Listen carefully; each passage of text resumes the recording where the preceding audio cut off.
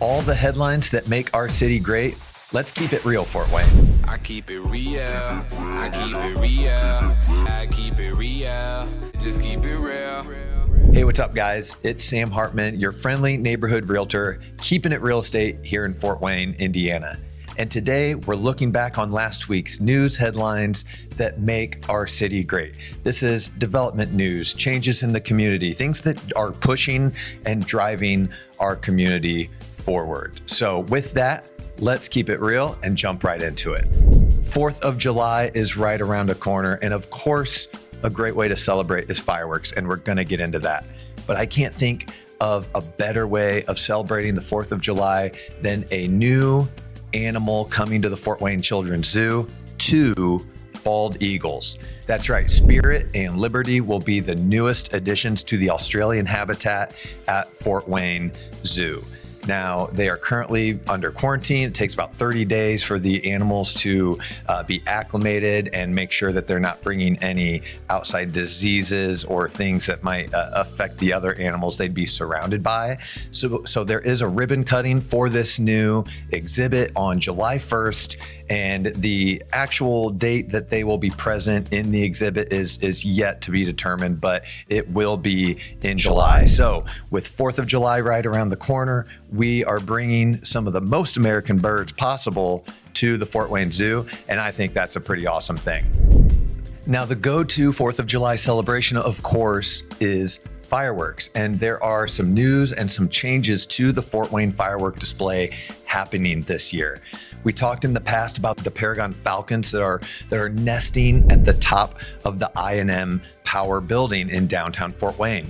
Now, this is where they would normally shoot off the 4th of July fireworks every year. So if you have a favorite spot that you like to park and put out a blanket for your family to sit and watch the fireworks, you need to think ahead and change your location for this year because they're not going to be off the top of the I&M building. They're actually going to be after the Tin Caps game off of the Harrison Square parking garage. So if you have a chance to grab tickets to the Tin Caps game for 4th of July, they'll be shooting off right after the Tin Caps game is finished or at 10 o'clock, whichever is the latest, and you'll have the best viewing possible. But if the Tin Caps game is full, Fort Wayne FC, Fort Wayne's professional soccer team, and their new stadium are also hosting a 4th of July game that'll have fireworks. Now, if you've been to a Fort Wayne FC game, or if you've heard about Fort Wayne FC and their new stadium, you know that the season started while the stadium has kind of been under construction, and construction is continuing and ongoing.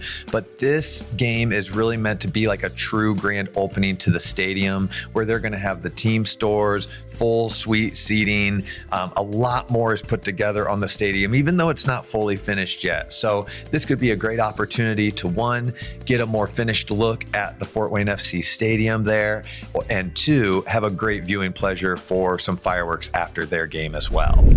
But if you're not going to be right in Fort Wayne proper, specifically for 4th of July, head on over to my Instagram page. I'm going to be having posts about the best places in the surrounding communities to check out 4th of July fireworks. That's Keeping It Real Estate 260 on Instagram. Now, we've had a pretty mild summer so far, but the heat wave could come any day now. And the city of Fort Wayne just launched their application process for their 2026 heating and air conditioning program. The city will give 0% interest-free loans to homeowners to replace their HVAC system. So we're going into summer, maybe you kick that AC on for the first time and it goes kaput. Maybe you're financially strapped. I mean, these are expensive systems to replace unexpectedly, for sure, if you haven't been planning and budgeting for it. So this could be a great program if you fit the criteria, if you fit the need, to apply through the city of Fort Wayne and potentially utilize this 0% interest-free loan program that could help you finance, keeping your home safe and comfortable for both the summer and the winter season. So there are some qualifying criteria that you need to meet to be able to participate and apply for this program. First of all, you need to be a city resident. Second of all, it needs to be your primary home. So it can't be a rental property or a secondary home or anything like that. And thirdly, the household income needs to be at or below 80% of the area median income. I believe it should be around $60,000 to $65,000 for that median income. But if you're a little bit above that, maybe go ahead and apply anyway, and make sure you go through the steps to see what you might be able to qualify for. So could be a good opportunity. If you want more information on how to apply or where to go to apply, make sure you reach out and I'll let you know. Electric Works in downtown Fort Wayne is moving and shaking. There are things happening on the Electric Works campus. And the first of those things is that Vera Bradley announced that they're moving their corporate headquarters to downtown Fort Wayne, where they'll be taking up 3 floors of Building 33 on the Electric Works campus. This is awesome. It's a Fort Wayne staple company coming to the heart of downtown Fort Wayne, coming to a campus that has had some negative headlines with turnover with businesses in the campus as it stands. So having large corporate headquarters, having people that are on campus regularly patronizing the restaurants in the Union Hall and everything like that, I think is great news. So these are not necessarily a new company coming to the city of Fort Wayne, but a new company coming to downtown Fort Wayne, bringing their employees, bringing their staff, more people, more foot traffic, more people patronizing and utilizing the surrounding businesses of downtown Fort Wayne, which is helpful for the continued growth and investment in the downtown Fort Wayne area. Electric Works is also partnering with a new event management company to help in attracting and hosting more events on the Electric Works campus. This company is 430 Venue Group, where Kelly, I believe Geyser is the name, the owner and founder of that company, will serve as this subsidiary, this resource to the campus to host more events on campus. Now, if you've never been to Electric Works, the build out, the renovations, the historic charm of these buildings is absolutely phenomenal. And I don't know what all the event spaces that there are in this space, but certainly having a dedicated resource and company to attract those opportunities, to help put on those types of events, but then also continue to spread the word and market those opportunities to Fort Wayne and to outside resources of Fort Wayne as well, I think is a great thing. It's a great way to utilize the campus, a truly beautiful build out and campus in downtown Fort Wayne. So I think that is going to be a really helpful, beneficial growth thing for the Electric Works campus. And I'm looking forward to seeing how it pans out for them. One of the restaurants in the Union Street market of Electric Works has actually donated $122,000 to charity in the last 3 years. Now, this Union Street dining hall has had some negative press because of some turnover and due to the rate of rental agreements in this complex. But here's a company that is growing and thriving and giving so much back to their charitable goals. I love to see it.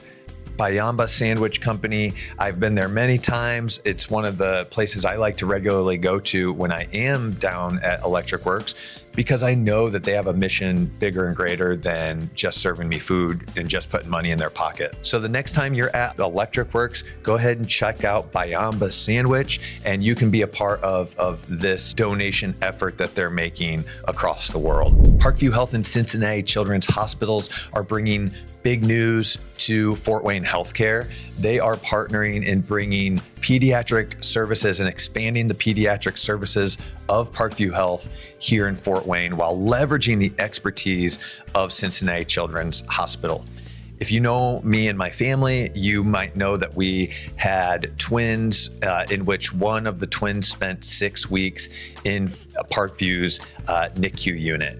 And since then, for about 2.5 years after that NICU stay, we took multiple trips to Cincinnati to have doctor's appointments for her, just for kind of continued monitoring, continued health issues, to try to make sure that she was on the right path and everything. So, I'm very blessed and fortunate that my family was able to have the time off to make those trips, to afford the hotel stays, to take the time and the resources to get the best healthcare for our daughter.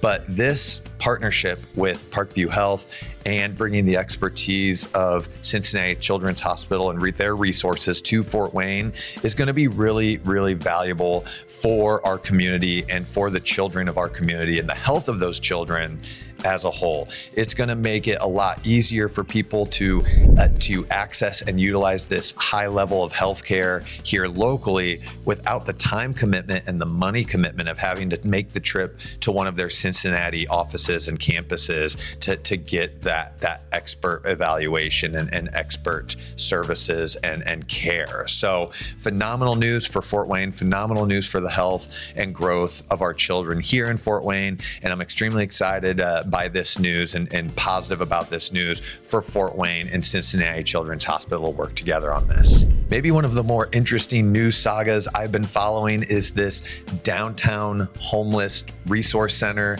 that the city of Fort Wayne has been pushing forward. Recently, the city council was supposed to vote on funding this city of Fort Wayne project, where it's going to be a homeless resource center. It's going to be in the heart of downtown Fort Wayne, right off of Washington Boulevard as you take the 4 lanes of one-way traffic right into downtown Fort Wayne. But right before the city council voted, the downtown Fort Wayne district actually wrote a letter to city council members asking them to pause a decision on the funding. They wanted more public input. They wanted more evaluation of additional prospective sites where this could go. And the reason that they did this was because this downtown Fort Wayne group, they're basically like a chamber of commerce for the downtown district, if you will. And they did their own kind of surveying and evaluation of a similar center in Lafayette, Indiana. And it was a mixed bag of feelings and emotions by those business owners. There was a lot of negative outcomes from it. So downtown wants to make sure that the location is right, make sure that the resources being provided are right in conjunction with the surrounding area and the services of the area. And so city council actually did vote to postpone this vote on funding, and they made multiple recommendations to the city and asked for the city to do 5 specific things before they were willing to continue the consideration of voting on the funding for a project like this. Now, this is a difficult topic. I lived in Fort Wayne for much of my 20s. I lived in downtown Fort Wayne specifically for much of my 20s. I loved downtown Fort Wayne. It got better and better every year that I lived in downtown. And downtown growth has seen amazing development, amazing investment.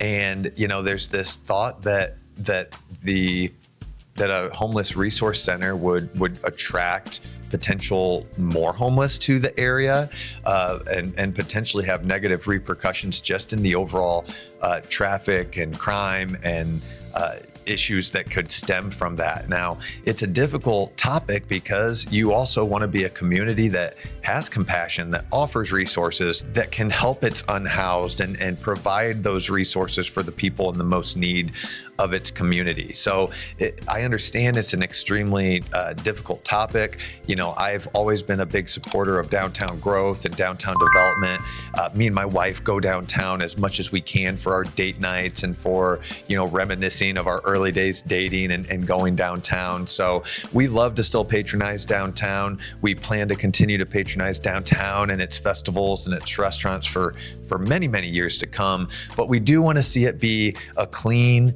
and a safe environment. And I want to see our community be a helpful, resourceful community for its most vulnerable as well. So again, it's an extremely challenging decision. It's an extremely challenging thing to consider for all parties involved. But I am glad that the city council is taking a step back. They want to give the community a chance to voice concerns and voice opinions about the specifics of a resource center like this. And so the future date of that is yet to be set, but at least we have some semblance of how it's going to move forward. The city asked the city council asked of the city, basically to get in line with those 5 demands that we won't cover here today. But this seems like the city is going to work on those things to get in line and try to keep this thing moving forward and get the community's input for it as well. Well, that is it for this week in Keeping It Real Fort Wayne.